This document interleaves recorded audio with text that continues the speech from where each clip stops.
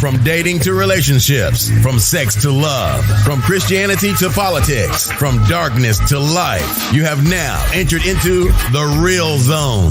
Welcome to Conversations with Trent, where no topic of conversation is safe from discussion. Now, here he is, Mr. Epic himself, Trent Williams.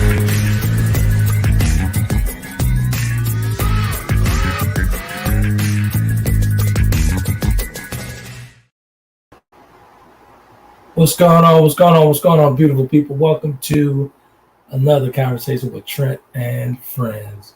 The beautiful Shannon and the lovely Dee. Good stuff there, man. We had a great one on this series. We had a three-part. We finished up a three-part series of generational trauma. As we always do here, we get into topics and they run into 2 or 3 parts. But this one actually goes to the third part tonight. So it's good stuff. Shannon predicted that one, and actually, there it is. So we're going to finish this off, part 3 of generational trauma. The first 7 years of childhood, are they the most important? That's the question for tonight. Let's bring the ladies in. Hey there. What's going on? What's going on? Good evening. Happy Sunday. Good stuff. Good stuff. We got a nice one finishing off this part 3 here for the folks at Generational Trauma. Got some great feedback for some folks over out in Memphis, Tennessee, from one viewer. I think her name was Angela, I believe. Then Brenda. There's some great stuff to talk about. So they really enjoyed the transparency that we're actually going through and going through the stages and steps of this generational trauma. And I say love the way all this stuff is broken down. Because a lot of folks don't really realize that. Let's just be honest here. All of us really have gone through some type of trauma in our life at some point. There has been some type of trauma. And I think these shows are actually opening up a couple of scars for folks, and they taking a look into the mirror. There's one of them referenced to the inward mirror and the stand-up mirror. Thing there, what I was speaking on. So I was like, okay, let's read these things and read to these folks. So it's good stuff, man. Real good stuff. What you got for us, Dee? Hey there, how's everybody doing? So first thing I just want to say, if anything that I talk about actually triggers you, make sure you reach out to your support system and get help and talk to somebody about that. Because some of the things I do discuss can bring some uncomfortable feelings, to say the least, for some people. So make sure you reach out and get help and talk to somebody if it does go in there. Right. So, and I promised I would stay on topic tonight. So what happened? Was it hate mail or was it just a... Oh no, it wasn't hate mail at all. It was somebody was so they loved the conversation so much they didn't like it when I dabbled off into dating, so they wanted because they want so much more information on it that they want me to make sure I stay on topic so they can get as much as they can. Good stuff. So Good stuff. Looks like we got somebody. Usually I get hate mail, so thank you. Right. Looks like we got somebody in the comment section already. That's Mark. So welcome, Mark. Thanks for tuning in and joining us again tonight. What up, Slash? Good stuff. So the generational, you guys were talking about 0 to 7 and all that stuff. So I actually went to digging a little bit. The first years of the most important in the life of every child, as they set the basis of overall success in life. They're also very important for every society, as this is the best chance to influence future prosperity, inclusiveness, and social stability. So it was some very interesting stuff that I dug up, but I was more interested in these 0 to 7. I was calling her, I was like, hey, what are you talking about? We're trying to get at these 0 to 7. So she started explaining it, so I started digging a little more. And it got me to thinking about my childhood and where my trauma first started at the age of 4.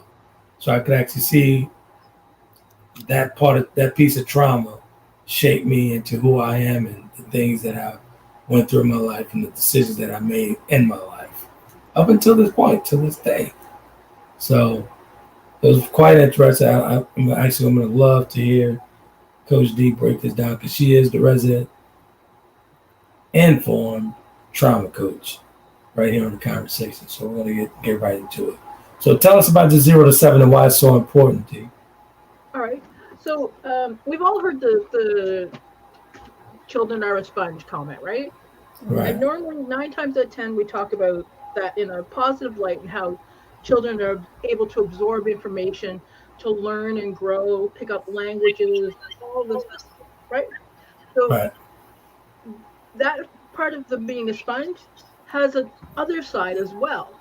So most people don't realize that the 1 to 7 group is when you make most of your brain's doing making the most connections. So any trauma that can occur within those 1 to 7 years, I would even say 0 to 7, because studies have shown that infants will remember people who have harmed them or scared them and stuff like that. Right. More than 2/3 of children have reported at least one traumatic event by the age of 16. So, and when we think about that, as their brains are developing, those traumatic events are causing brain, not brain issues, but as their brains are making new connections, those traumatic events are affecting those connections that are being made. So before I get into it, I'm going to go over some examples of traumatic events. Psychological, physical, sexual abuse, community or school violence, witnessing or experiencing domestic violence, national disasters or terrorism, commercial sexual exploitation, sudden loss or violent loss of a loved one, war or refugee experiences, military families or first responder families, deployment, parental loss or injury. Then you have like physical sexual assault, neglect, and serious accidents and life-threatening illnesses. So when you think of all those put together, for children, we have a term for it. It's called adverse childhood experiences, ACEs. So the more ACEs a child experiences, the more likely that they are to suffer from things like heart disease, diabetes, poor academic achievement, and even substance abuse later in life. Right. So they have studied children in one study, they followed children for 22 years to see how the effects of these things have led on. So this is where the 0 to 7 age comes in so important, because that's when the most brain development is occurring. When you think of children and how much they go from little blobs that can't do anything to by 7, they're walking, they're talking, they're doing math, they're doing cognitive critical thinking. Those 7 years are key to their development. And so when we look at that, then we can look at the signs of how childhood trauma affects mental health and wellness, and how you can check to see if you may have lingering effects of that trauma that you've occurred. During my digging, I found something real, very, very interesting. Mm-hmm. They had a couple of folks in the Shann. You want to holler at them real quick before I dig into it? Oh, Gentle Giant jumped on board, and Martine and Tammy. Hey, Tammy, I see you. Welcome back. Thanks for tuning in. She said she had a friend. She said she had a friend who listened last week and said they jumped off when we all started discussing dating. Well, I would just like to say that, part of last week when we were going through trauma was how it affects all types of relationships. So romantic relationships, friendships, parental relationships, sibling. So that was all inclusive. So I'm sorry if folks didn't appreciate that, but trauma does affect romantic relationships and dating, and there are some of our viewers who are interested in that. So we hope that you come back on board. Even in the midst, everybody may definitely be dating information or relationship information, depending on what your status is. But we try to be all inclusive and make sure that we cover as many touching everybody, because let's be fair, let's be honest, people's situations as we can. Right. Let's be honest here. We when we talk about relationships, not only romantic relationships, we're talking about everyday relationships. Every day we're interacting with folks every single day, whether I go to the gym or whether it's my sister come through, I'm interacting every single day. So, something I have to throw those romantic relationships in there, because honestly, to be honest with you, a lot of that stuff is actually being plagued Relationships are being plagued today, and a lot of folks are not being honest about it. That whole vibe, that whole relationship vibe, that's all you see on social media. The whole romantic relationship is actually in trouble. And actually here on the platform, we're actually dedicating this to couples and all this other stuff. And so there'll be a ton of topics about relationships, not just romantic relationships, but we're going to focus on that a lot because a lot of folks are in trouble and not admitting it. Let's just be honest. There's Yes, a ton of folks in trouble. that's very true. And I'm just going to be biased because I have a voice here on the panel is that I'm interested in dating and romantic relationships. So we get to talk about it. Sorry, y'all. We'll get to it because it does matter. They all go together. It's a big circle. It all works together. So let's get to this thing that I was digging up. It's the number 7 came up, and you guys know how I love the number 7. Number 7, I just love the number 7. But I found it very funny that in the study it shows that at the age of 7, empathy starts setting into a 7-year-old, where they start feeling empathy and all that good stuff. So it says that it's starting at they are developing the ability to understand the perspective of others and learning how to manage their emotions better. This is from a study back from Dr. Rooker, March 15, 2020. So it's very, very, very interesting that empathy would be, they'll start feeling the empathy and knowing how to control their emotions at the age of 7. So we can't dismiss these children at the age of 6, 7, all this stuff. Some of these kids are very, very, very informative. Very, it's like with Kennedy, right? I had Kennedy from 8 months to 3 years old. Kennedy was speaking another language at 3. Mm-hmm. You know what I'm saying? So, but we can't dismiss these kids. Say kids got to stay at kid place. These kids are very, very, very highly intelligent at a very early age. And they're in touch with their feelings and they're in touch with a ton of things. All right. So Mark had a comment. He says, being that our ancestors had a much different existence, many of our elders were considered, I'm assuming you meant cattle, Mark, and were working in bondage 4 to 7 years, being traumatized, which was passed down generationally. Good gracious. Mm-hmm. Tammy said she was letting you, Coach D, know there were others who were hungry for the self-reflective trauma conversation. She'll definitely listen again. I hope so. And as always, we always, give out Coach D's email address for the hate mail. Not me, but we'll have a couple of Tammys here. Give it out if you need to reach out for her professional services and to be able to further continue. We'll have a couple of Tammys here. Which Tammy is that? Tammy Gator, the butterfly. The butterfly. What a butterfly. Good stuff. Beautiful Tammy. Yeah, and you're right. And they were considered chattel because that's the type of slavery that was in the United States, was chattel slavery. Oh, chattel. Okay. And they were traumatized. Here's the thing. So a lot of the things that we say now are passed down from that generation. The stay in a child's place. Kids should be seen and not heard. That's all generational trauma.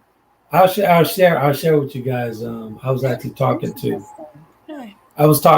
my life coach today, and she's always getting me to talk on certain things because I'm actually working on this project for the Full Horseman book. It's going to be turned into a play, and it's got to talking and what have you. She's always bringing up my mom and stuff like that, and she had certain questions, right? Right. So she asked me, she was like, she said, you saw your mother again at 9, right? I was like, yeah. Because I was separated from my mom from 4 to 9 years old. And she was like, can you take me back to that time? How did you feel when that moment? And in the moment, when she asked me that question, that moment, I was standing in my office. This happened like hours ago. Mm-hmm. I was standing in my office. The moment she asked me about my mother, I smelled my mother's scent. Wow. That scent, like I've always smelled my mother's scent, like very, very strong scent. And it took me back, so I kind of got emotional. I was like, hey man, why are you doing this again today? And it's like hours before podcast. She was like, I just needed to know. I just wanted to ask you something. I was like, okay, cool. But at the moment, at the age of 9 is when I reconnected with my mother. It took me right back there. Standing in my office. It took me completely back there. So we can't dismiss children's actions and children when they're going through something or they went through something. Because at the age of 52, it took me right back to that moment. Just one question. Just one question took me right back to that moment. And I remember every detail that day. Every detail. Dee? Oh, sorry, I was reading the comment. I was getting ahead of myself. Yeah. Because there's a part 2. Mark had a part 2, so he said which is why children are allowed to just be kids. Yes, there is trauma shared in different ways in some families. There's also some kids that grew up in loving and healthy families. You can grow up in a loving, healthy family and still be exposed to trauma because you have to exist outside your family. So before I move into what the lingering effects of trauma are in adults, I want to share, because somebody had asked me in the email, what the signs of trauma in children are, in children's behavior.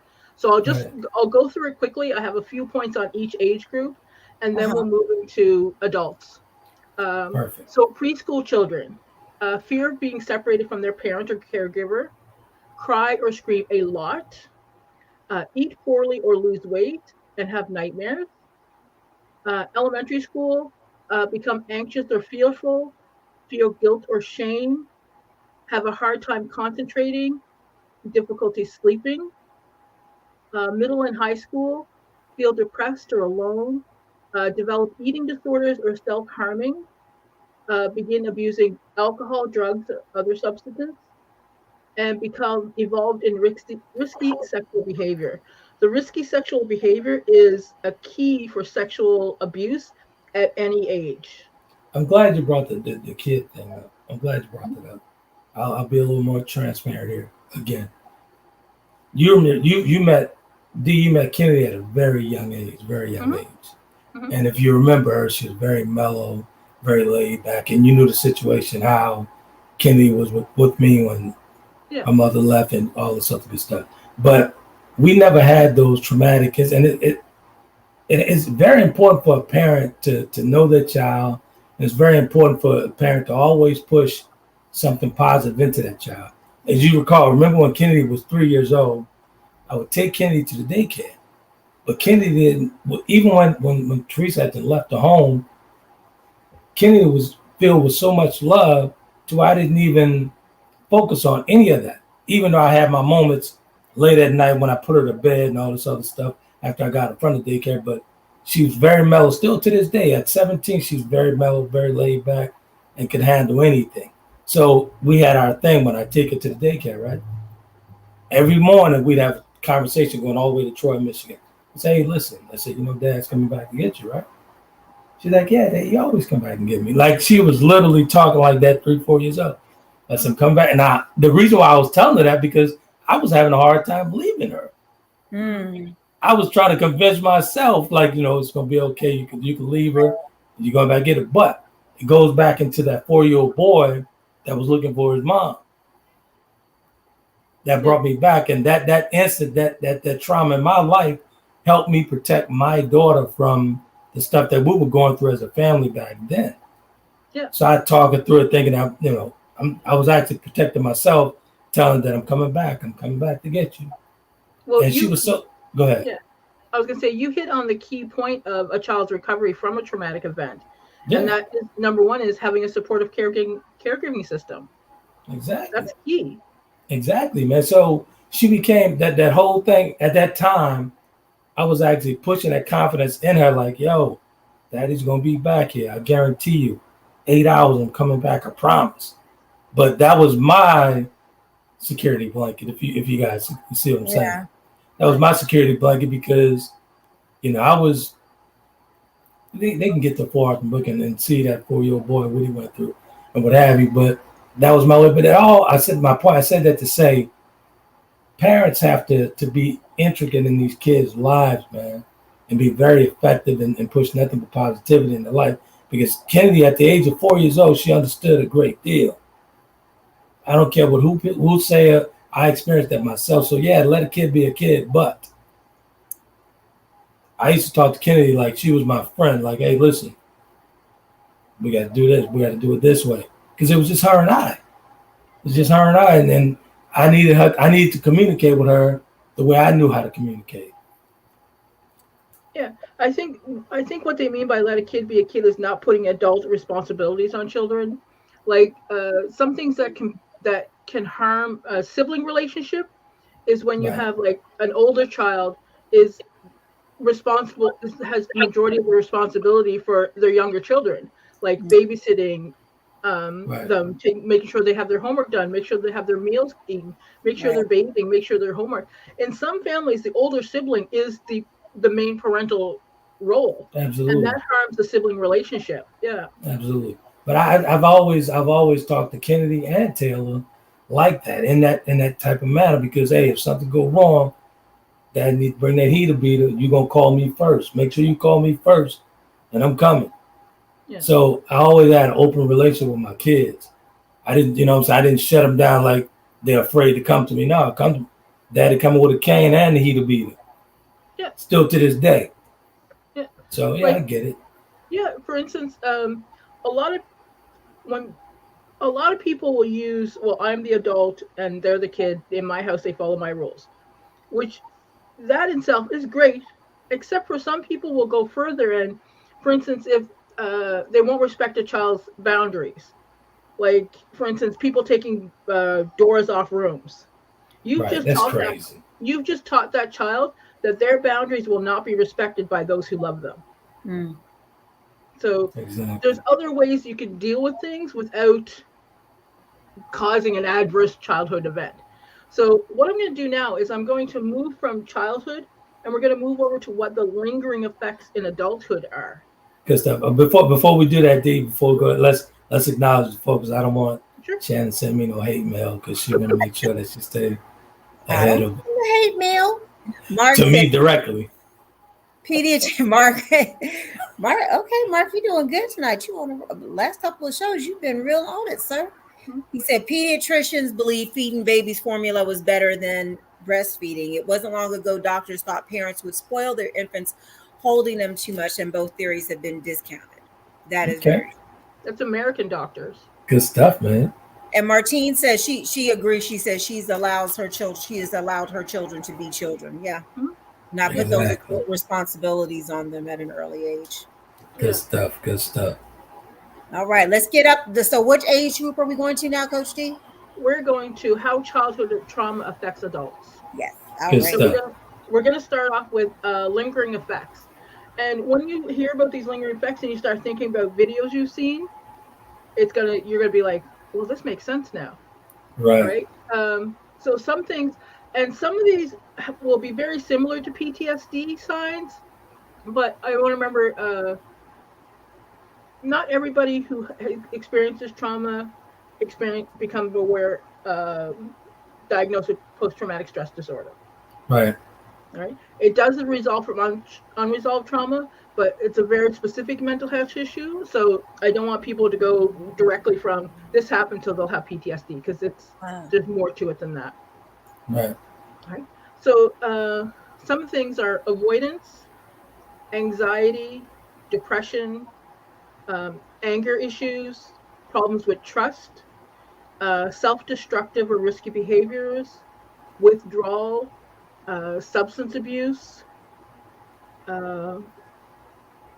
depression, inability to express your emotions. And this is where it becomes very interesting when you look at unresolved childhood trauma. Mm-hmm. Coronary artery disease, diabetes, and they even say stroke and sometimes asthma. Wow. Right. And of course, suicide attempts are shown to be considerably higher among adults who experience childhood trauma. Exactly. So, folks, we got to be mindful, man, when we carrying this stuff in and out of each season of our lives. I mean, we have to. Some of these things have to be addressed. Again, I love to use a chisel here on the conversation. We have to use that personal chisel, man. And sometimes, as I was reminded today while I was talking with Tammy, sometimes you have to use a chisel on the person that you're with. whether it be family member or a loved one or a romantic relationship. Sometimes you have to use your chisel. Sometimes you have to lend your chisel out to be borrowed. So you don't sit on your high horse from the judges panel. So you gotta be mindful, man. So, and I did pull some studies specifically for substance abuse and mental health. Good So stuff. the Substance Abuse and Mental Health Services Administration estimates that 2/3 of all children report a traumatic incident by age 16. And these incidents can lead to severe and complicated mental health issues into adulthood. So when we moved and looked at outpatients, there was a 2019 study. Researchers looked at 354 outpatients aged 14 to 35. And these individuals had been diagnosed with anxiety disorders, mood disorders, psychiatric disorders, and adjustment orders. And there was 100 healthy control specimens, people who were also analyzed. And it was found that nearly 30% of incidents of mental disorder was associated with adversities and trauma in childhood.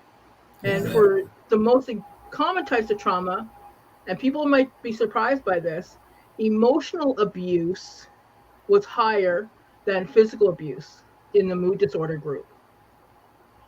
So that the conversations you have with your children. So a lot of people don't realize that telling a child they're stupid or they're lazy is emotional abuse. When that child hears it over and over again, later in life, it affects their self-esteem, their self-worth. It affects their ability to set goals and keep goals. So they'll procrastinate because they never feel like they have enough value, that they're never going to get this done because their entire life they've been told they're lazy. Right. Yeah, I find that very funny that, and I'm sure some of our viewers as well, I know I have done in my past that I've done this, as far as with the childhood trauma manifests in adulthood. We have to know those signs, the things that we struggle with. We have to know the signs, just like Dee said, anxiety, depression, anger, heightened anxiety, anger, controlling emotions, all that stuff. All that stuff is carried. That's from somewhere. That comes from a place. And most of the time it comes from your past, your childhood past. And if it's addressed properly, it can actually, you don't have to walk through life like that. Now, for me personally, I just acquired the tools to actually deal with this stuff. I acquired it. And it took me years on top of years. So I've been walking around bleeding on people for a number of years before I dealt with this. When I dealt with this and I acquired the tools and constantly working on myself. I did a lot of self-work. And that means that mirror that I've always talking about. That hand mirror, I was using the hand mirror a lot. I had to go to the stand-up mirror because the hand mirror wasn't working for me. So we have to be mindful and be honest with ourselves. That's the only way you can walk away from that trauma. Right. Wow. So here's a thing for people who have trauma. So here's the big 5 emotional reactions. You'll have difficulty believing in what has happened, feeling detached and confused, feeling numb and detached, not wanting to connect with others, or becoming withdrawn from those around you. So if something happens that you get triggered, well, if it's listening to these conversations, even watching a movie or reading a book, people can be triggered. And you start feeling like that, reach out to somebody and support, because you'll never know when something that has happened in the past will come up. So you have to be prepared that you have something in place to help yourself. I was kind of reluctant to pull the trigger on this topic because I was like, man, these people are going to be turned off by this, and Shannon keep bringing this stuff up. These people are going to be turned off by this. But I was quite surprised at the reactions and the responses that I've gotten from these three shows in the series, man. These people really were engaged, and I was quite surprised because I'll be the first to say, hey, I doubted it. I was kind of reluctant doing it. Every time she brought it up, I was like, I didn't say that to her. I just kind of we'll see. We'll see. But she was on to it, man. She was on it, and it worked. So apparently, the trauma that we're talking about, people relating to this, man. That tells me that it's much needed. Mm. So Mark has a comment. He said it's a fine line in parenting without taking a class. It's on the job training often with young and single parents. The proper balance is both under and overthought. All parents can do is their best. Very true. Very true. Very true. Why is parenting the only thing that we don't take a class for? Think about that. We will take a class to cook. We'll take a class to make drinks. Right. We'll take a class to organize our house. But raising the next generation of human beings, we're like, oh no, we can't take a class for that. Here it goes. Here it goes back to the hood. Let's go back to the hood with this. That's all we know because it's based on trauma. So we don't know because we've been operating in trauma all these years. Yeah. We've been operating in trauma, so we don't class for what? You know what I'm saying? So that's why. Mm-hmm. Let's just be honest though, Dee.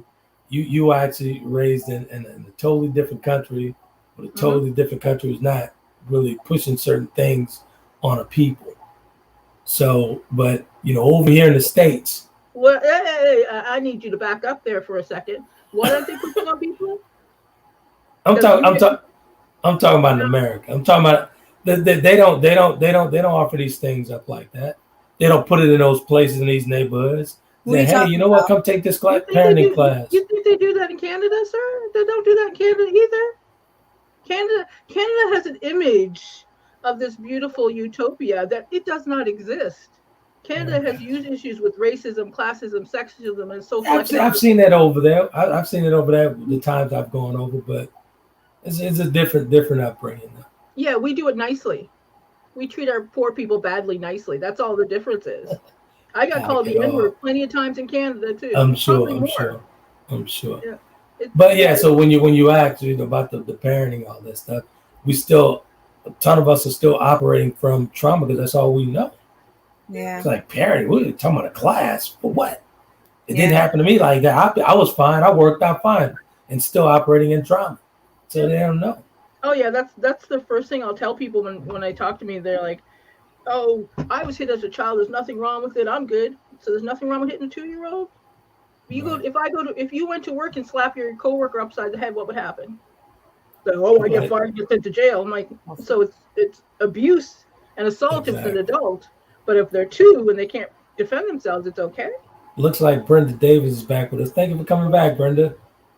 Hey, Brenda, welcome. She said she's just tuning in. It's been a busy day. Well, thank you for making time for us this evening. Good stuff. Martina agrees. She said she wished there had been a class in parenting. That would have been excellent. And it's funny because we have classes on giving birth, right? What to expect during that process, but nothing afterwards. Right. And I think there are classes, but there's not classes with anybody that looks like us. Yes. Exactly. And this is where platforms like this to inform our melanated people. So nobody's gonna do it for us. I tell you, I guarantee you that. You guys do that. Yeah, I'm working on putting together a class because that is my specialty, is conscious parenting. So I'm working on putting together something that you could watch on your own online, and you can just email me if you have questions. So it's coming. Just give me some time to figure out how to get into my schedule. Boom. I love it. Good stuff, man. Good stuff. Yeah. But it's 34 after the hour. Is now going. I think it's a good time for us to take a little bit of a break and then come back and finish up with Coach D's points on the lingering effects here. We'll let it breathe for a moment, folks. We'll be right back. Right.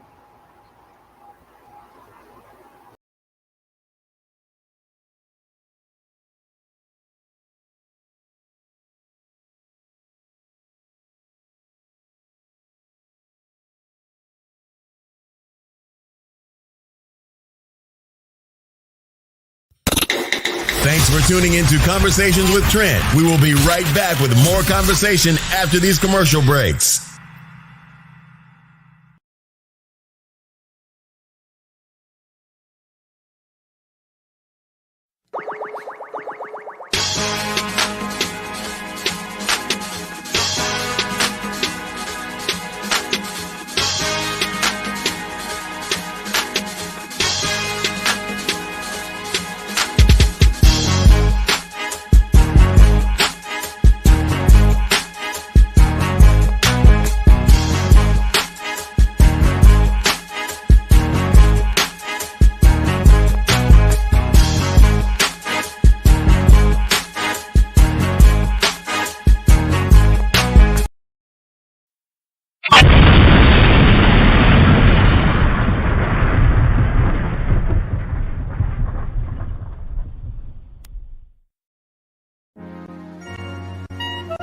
Check out the creative work of the author Trent Williams of www.taylorkennedymedia.com.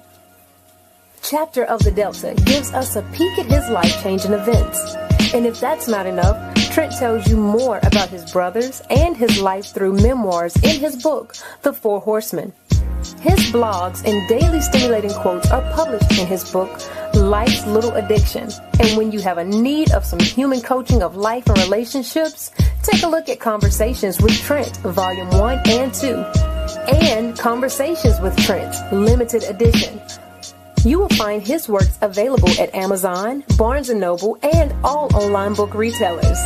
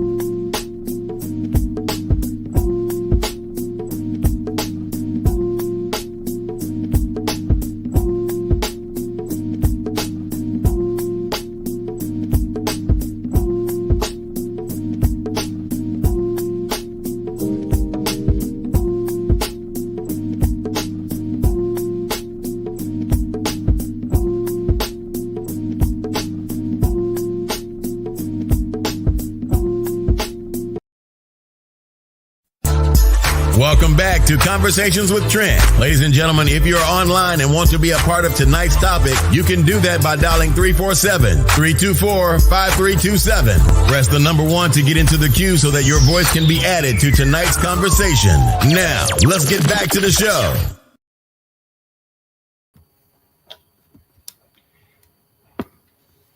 KennedyMedia.com for all your literary works, or the paraphernalia, the quotes, all that good stuff. You can grab the hoodies, the quote t-shirts. Some call me line is out there at the T-Shop, the TK Shop, TaylorKennedy.com, as well as Al Sal's Wings. Actually doing the grand opening over in Granite City, Illinois. Here in a couple of weeks, Al will be featured over there at Your Family Thrift for the grand opening over there with Fat Cat Entertainment, Cubs Couch, and all that good stuff. Your Family Thrift. Good stuff. And, as always, the wonderful Tabs Out of Creation. As you can see, I'm actually trying to push Shann to getting those cookies, those warm cookies, going into the fall and the winter. I'm looking to have my chai tea, all my chai cup, going on with that cookie, that overloaded cookie. I haven't had it. It seems like 6 years since I haven't had it, but hopefully I can get it. Tabs Out of Creation. It's a spot to grab those infused cookies and those infused cakes and overloaded cookies. Good stuff. And we're back. Your subtlety, I tell you, you have such a for it. Hey, they say ask for what you want. So hey, I'm asking. Mark said, whether having religious or spiritual parents, God allows the children that come from Him to help guide parents and reveal lessons in humility to best parent, teach, nurture, protect, and provide. Okay. Statistically, religion is the biggest cause of trauma in the world today. I can kind of agree with that. I really can. I can understand that. Yeah, let me stick this infomercial on real quick. For all hate, all hate mail go to I do agree. I do agree. No, he's saying all hate mail goes to me.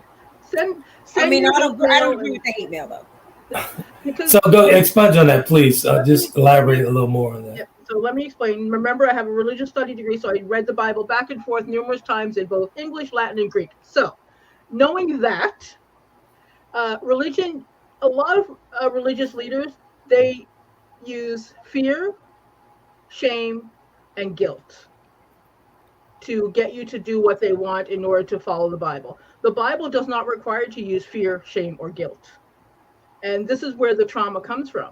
Like if you have somebody standing at the pulpit saying, you're going to hell, you're going to hell, you're going to hell if you do this and this, right, while standing there wearing mixed garments, and just coming back from a oil, then you have to look at it and go, wait a second, why are they using fear, shame, and guilt and not following the whole rules themselves?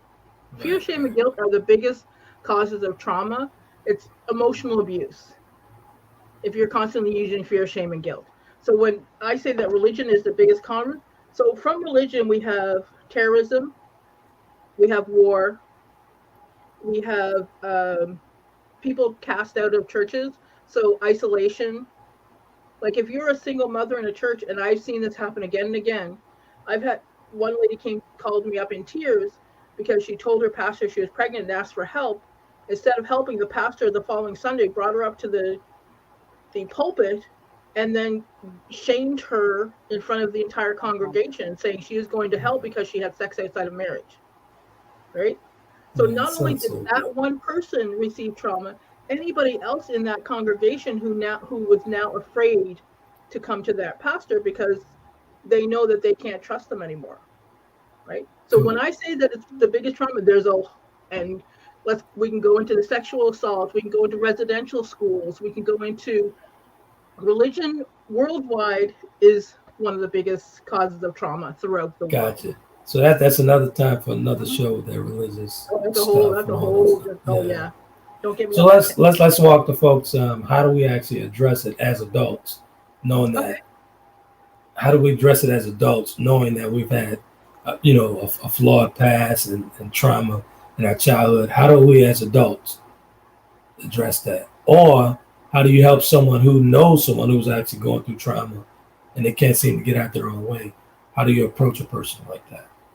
All right. So you're not going to be able to change somebody who doesn't want to change.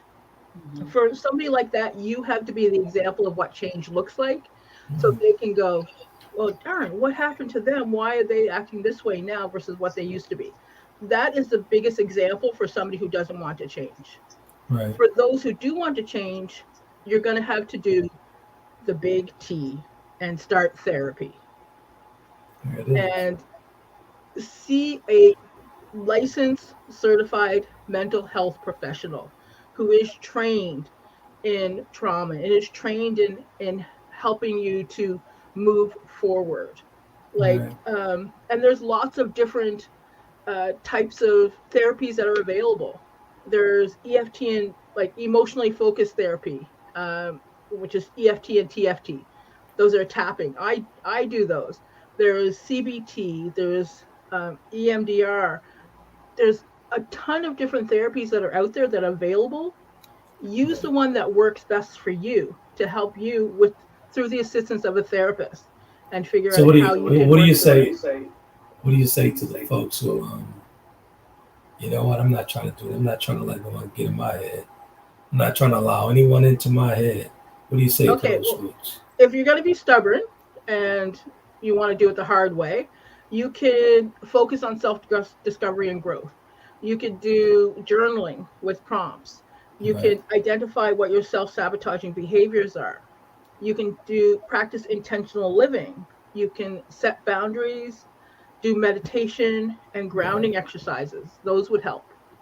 Those are a lot difficult. It's a lot more difficult without having that unbiased outside view who can look at behavior, who's trained to look at behaviors and reactions to behaviors and events and be able to go, listen, you've told me this has happened and you're doing this.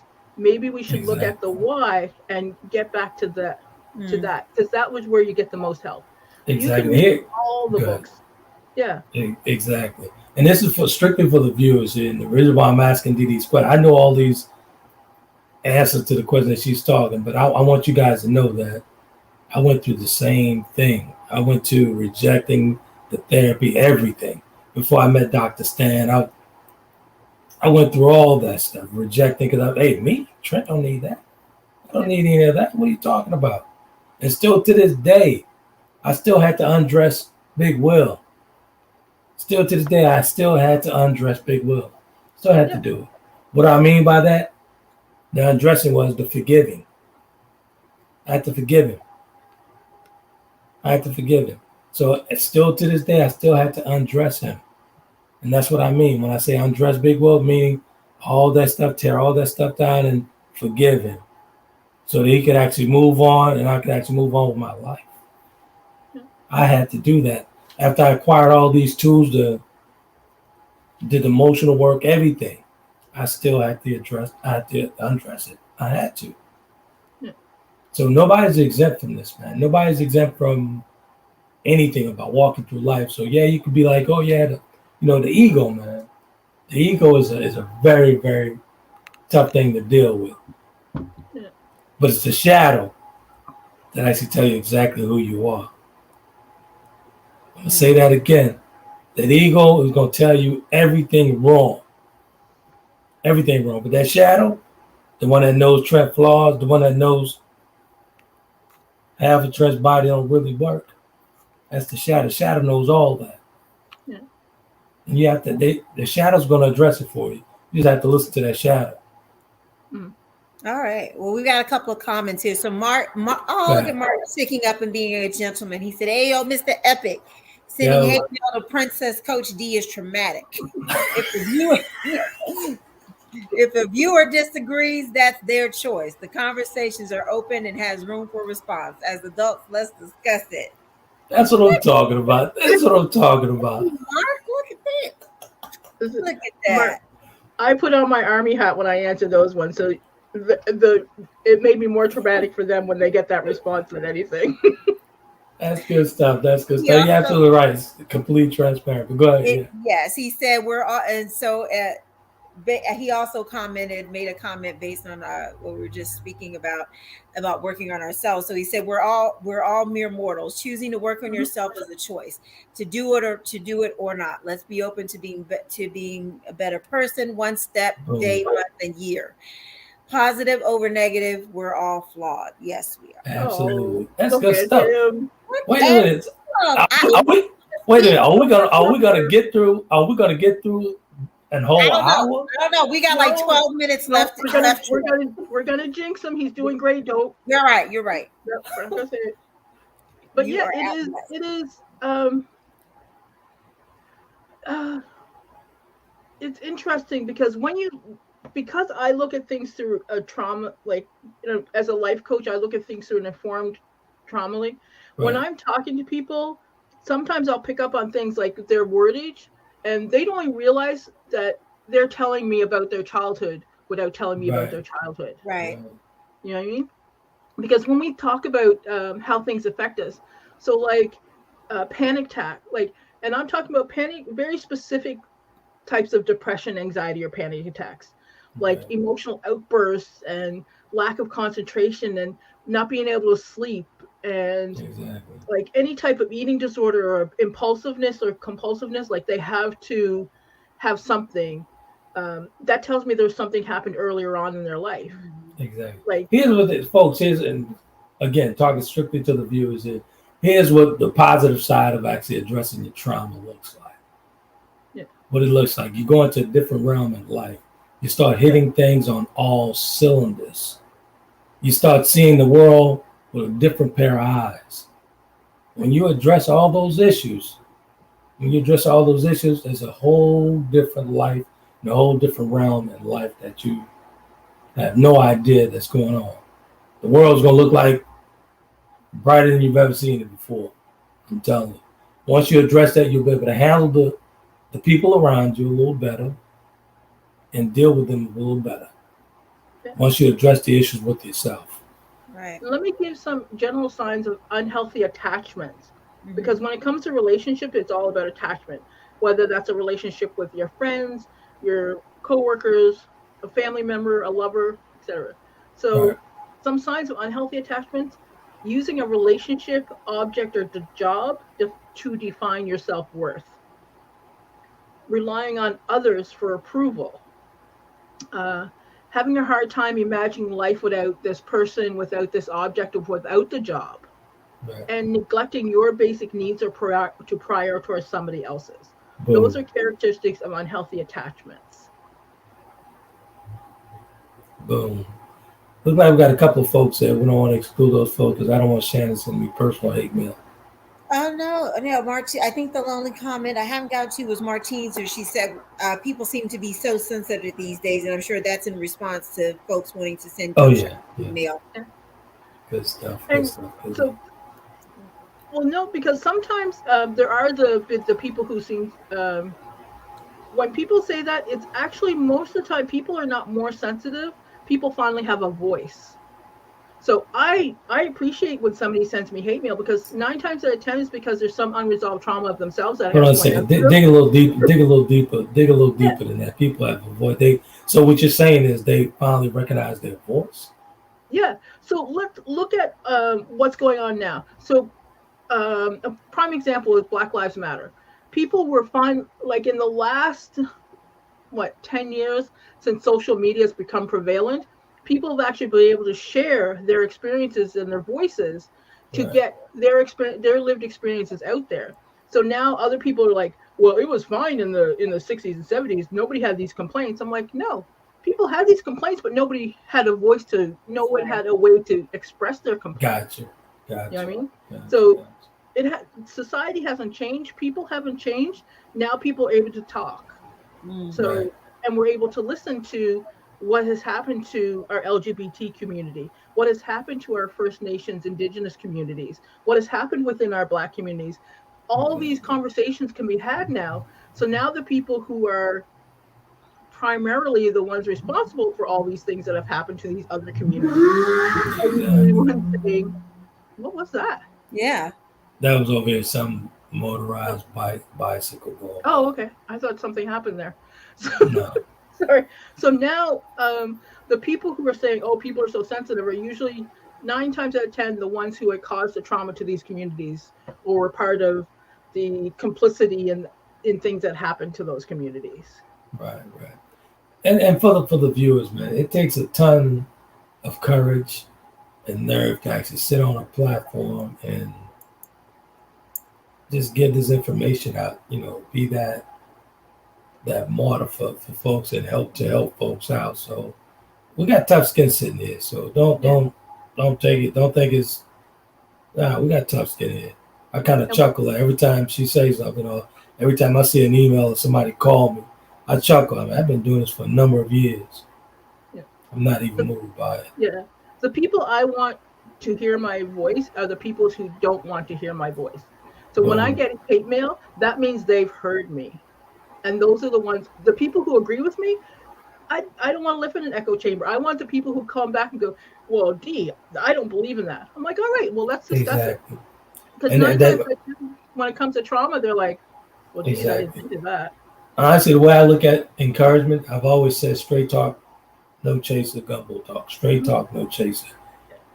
So if they've responded, that means we've reached them. If they've responded, we reached them. At some point, some form of fashion, we've struck a thought. Yeah. And that's what we want. That's our goal. So my goal is, if I can get one person to listen and look at trauma differently, I can die a happy girl. And I know I've done that. So impact, you will never know the impact you had on people while you're alive. Absolutely. Because it's only when you die that everybody. It's funny. It's funny that you bring that up. I have to bring this up because this is so funny to me. And I got to thank Shann for doing that, for the research of these books and all that stuff. But maybe these people were starting to pick these books back up and they thought I was going to die. So, but I don't know. But, because it's been years since I actually penned those books and whatnot. I find it quite amusing that some folks, even some family members, wow, I can't believe you authored 10 books. I'm like, and I'll be honest with you, I'm going to tell you exactly what I said. Nigga, where you been? Okay. All right. So, where have you been? Email about language goes to Trent. Right. Thank you. I'm sorry. I had to say it. I mean, so, it is what it is. And ending with an A. Excuse me. I don't have water with me today. But I find that, especially since COVID, people are reaching out more and want to know more about trauma, want to know more about how to become better selves, to embrace they're able to be who they want to be, to get away from like the stigmas and the stereotypes. And having to behave a certain way because that's what society deems of them. So Look, Martine is laughing at you, Trent, talking about dang, Trent. I know he is like I wasn't ready for that. I knew something crazy was gonna come, but I didn't know that was gonna be it, Martine. Yeah, that's Apple TV and Fire TV can talk to him about that. I know, right? Martine says she said she agrees. She says she's constantly working on improving her improving self. So yeah. It's a journey, not a destination. So absolutely. The more every time we age, the more we age, more things happen, and sometimes we know how to deal with them, sometimes we don't. And we are human, just like Mark said, we are all flawed and imperfect beings. Absolutely. So, before I go, I did, Martine, I did get a message of some books that shipped out from the manufacturer. So yours was actually in that bunch that went out. So you should be seeing that soon. Thank you. It's only a year later, Martine. Wait, what'd you say? I said it's only a year later. Whatever. Martin, no, actually, I'm replacing the books that she actually purchased years ago. Oh, so it's years later, Martine. Sorry, excuse me. She already had the books. I'm only replacing the books that she purchased. She already had those books on her shelf somewhere. Oh, look. Either way, it's been a long time coming, sir. And I'm just going to say this just for a little shade because I can be petty at times. You had a stash of books in a box, in a room, in the house. First of all, why are you putting my business out? A long time ago. Why are you just outed him for that? Oh. Why are you putting my business in the street like that? I don't even remember you being here, Shannon. So I don't know what you're talking about. Oh goodness. I tell you, look, sometimes I'm being a little petty now. But I'm just saying. I don't mind. I can be a petty Betty once in a while. I'm a Cancer. We hold grudges. I have, Hey, I'm just like, ooh, I'm just like Lanye. It's just who you are, sir. And it's kind of like you just gotta meet people where they are and accept them as they are. I'm like, you went all the way to St. Louis and you didn't even give that woman a book. It is what it is. I've had a ton of them, and I still have a ton of books, but she was with me. She could have just grabbed one out of the box. Well, why weren't you? Wasn't this a conversation we had? Why weren't you just thoughtful enough to think about? Let me just give this woman the books, and she's brought me all the way up here. I'm going to be speaking on her platform and her group. I'm going to be doing business with her. Why didn't you just think that? Let me just be thoughtful. Honestly, with this condition, sounds like a laugh. Oh my God, I'm done. What time? It's time to go. You in this condition one more time, and you keep it up. You gonna have a condition in a minute. Ain't nothing wrong with you, sir. Nothing is wrong with you.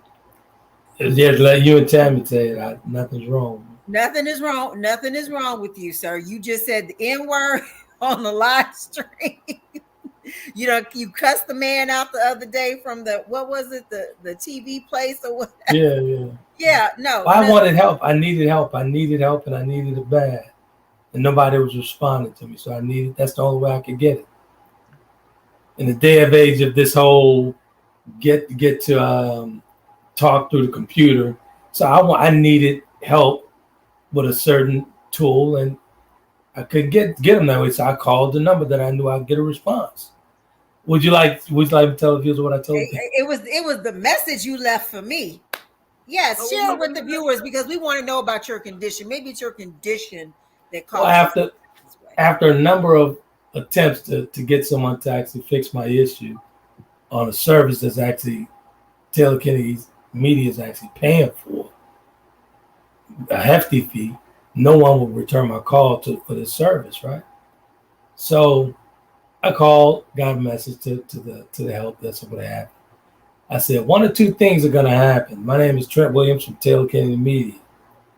Either someone's going to call me back, I'm going to cancel this MFN service. I got a call back in 15 minutes from the project manager. Oh, okay.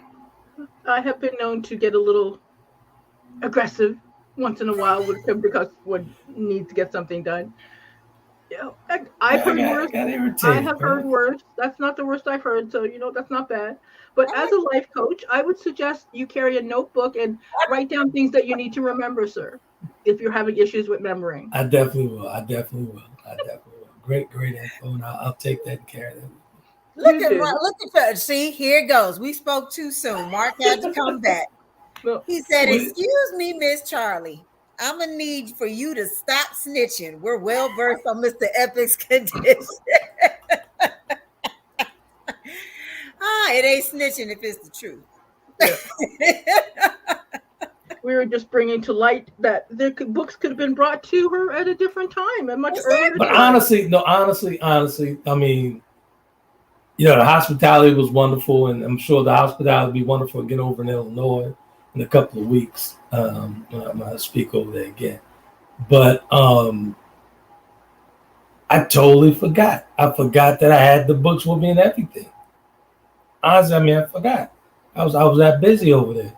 It was a lot. It was my first time out in a number of years, and out in this condition. So it was, as I said, prepared. I hear that damn phrase one more time. Just 1 second, I'm playing my violin. Right. For that The sad itty song. bitty violin, right? Martine, do me a favor, my favorite Detroiter. The moment UPS drop those books off, will you please tag Shannon to that? Martine, don't feel bad. I don't even have one, and I've been sitting on the platform for a year, and I'm the one who was out here promoting the books for him. So I'm just saying. Let me ask you something. Didn't you say you saw a box of books in my office? I didn't see it. You told me, but you told me you had them there. So, but I didn't see them. But you did tell me you had them there. Oh, I fully believe he probably has a full set of books. Yeah, that wouldn't surprise me. Sir, I know you. Sir, don't try this. You don't want no smoke. You don't want no smoke. Not with me. You surely don't want no smoke in your condition. There you go. So let's get to the teachable moment for this. We're wrapping up this third installment. Hold on, Marquis says ain't nothing wrong with that, Trent. Sometimes one has to blaze fire, and that's in regards to you leaving that message for that. Thank you. Mark, I'm not even going to attempt to read that since it's not in English. That's not my native language down there. So for the teachable moment, for me, as we close out this part 3 for the generational trauma, I've learned a lot through these this 3-part series of stuff here. Even me, man, with all the tools I've acquired to actually going through the work and doing the work, it helped me. It helped me with all the information. But our resident informed trauma coach, it really helped me. And we really appreciate that, Dee, that you actually come through and bring all the knowledge with you. But I took away from that sometimes, everybody goes through it, man. Everybody goes through it. You just have to be brave enough to admit it and walk yourself through it. So if you don't want to, you're not used to therapy and what have you, whatnot, you feel ashamed of going there, I've been there. Do the work at home. And then, after you do some of the work at home, get some professional help. But nobody's exempt from this. Nobody. Go ahead.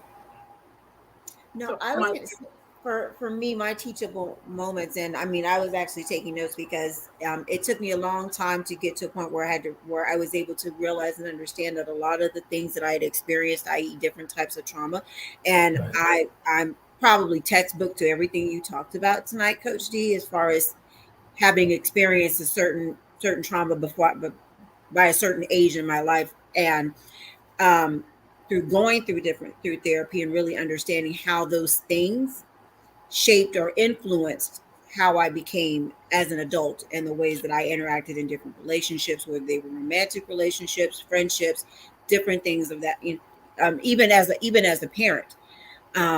So that was just a reminder and a teachable moment for me. And also with, really going back to what you always say, Mr. Epic, of keeping that chisel, having your own personal chisel. And I love what you use now, your analogy now of either the handheld mirror versus the full length, the body mirror. So those are my teachable moments. So I say, don't be afraid to get help if you need it. Let go of those societal and cultural stigmas that have been attached with mental health for people that look like us, and go get the help that you need if you need it. Absolutely. Coach D? And my teachable moment is the way you navigate your adult relationships is very often related to the early bonds you formed as a child to your caregivers. But you can change those styles. You can heal and end those trauma bonds. It starts with self-awareness and boundaries, self-care, and professional support if you so choose to do so. So exactly. I'm rooting for you. If you need help, you need some guidance on where to look, give me a shout, dlayler@gmail.com or dlayler.com, and I'm more than happy to assist and lead you. And before we close, I have to be remiss if I didn't say this, man. I've been doing the conversation for a number of years, but when you're on a platform at that level, at that high, I was at the highest level with the conversation, but I am having the best time of my life with you guys. Like I'm experiencing for the first time again, because it's more meaningful now. It's more meaningful for me, because before I took it for granted. I took it for granted that all those people they're gonna always be there, whatever. And I was just going through the motions, man. Just traveling the country doing it. It was on a whole different realm, but this is more meaning for me now because I'm actually truly helping these people and touching these people daily with the help of you guys, and I really appreciate you guys. Oh, thank you. Maybe I can get a book or a hoodie now. So last comments. Martine says she'll be using the full body mirror for the rest of the time. Good stuff. Mark will give you the last one, sir. He says, looks like someone was snooping around Mr. Epic's castle. I simply believe it slipped Mr. Epic's remembrance of said box of books. Kobe needs to get some additional security training. Now, that where you not gonna go is on Kobe getting some additional security training. Because Kobe knows who his first master is, right? Kobe lets her in without my knowledge, so he let us slip in. Let's be very clear on Kobe. Kobe don't even come in the conversation when it comes to Kobe. He'll let us slip through. He'll let us slip through the cracks. You're welcome. You're welcome. Yeah, whatever. Your best friend now. You're very welcome. You got a best friend now at the house. Yeah, and you know what? I have to say this before we go. I have to say this because with us moving on to the other platform, I have to say this, man. Like, Shannon's a wonderful, wonderful, wonderful friend. Wonderful friend and person. When I actually met Shannon. What? Yeah, you are. You are. When you get on my nerves. Okay. When you get on my nerves. But Shannon, when I met Shannon, I was still partially in that wheelchair. I still wasn't really walking effectively. But when Shannon came through, Shannon saw that I was here by myself, pretty much doing everything. I had to nurse and all that stuff. Still have all that stuff. But she was like, hey, you know what? You need a companion. I was like, what are you talking about? You need a companion. And she knew the situation with Hannibal, my other dog, and all that stuff. And she really came and brought that dog to me. And I'm like, who does that? And I fell in love with this dog, and I love him. Even though he's a 85-pound, think he's a poodle, he has to sleep with me, and I've turned into a whole Caucasian I am. What is wrong with you? What? What did I say wrong? No, got nothing. Keep going.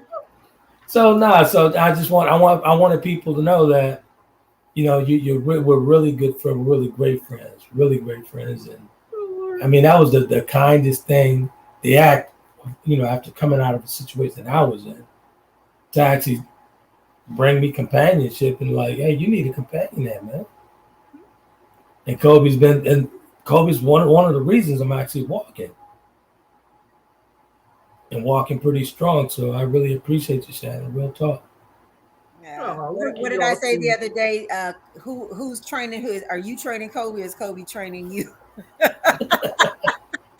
Exactly. Hey, Brendan, thanks for being on. He said, go. What up, Brendan? That was heartfelt. Your kind words were very heartfelt. And Mark is saying, check the security cameras, play it. Whatever, Mark. Good stuff, man. So, hey, man, this three-part series, generational trauma. Shannon, I tell you, man, you guys were on it because I didn't want to pull this trigger for this thing because I was like, man, these people be turned off by this, and look how it turned out. So this is good stuff, man. Real good stuff. Straight talk, no chaser, Gumbo Talk, and I'm very proud to be bringing you guys over with me to this platform. Man. This is gonna be a wonderful thing. Now you got me. She being slick. You didn't hear what she said? Somebody, I can't do it without you. You can't really. You really can't. But okay. Whatever. Yeah, but honestly, I got to get Xavier to bed. He has school in the morning. Good stuff, man. Good stuff. So until next week, we'll be back with another conversation in the Gumbo Pot again. All right. Good night, everyone. Good night, Brendan, Martine, and everyone. Thanks for joining us. You guys have a great night. I'll see you next week. You guys be epic. Bye.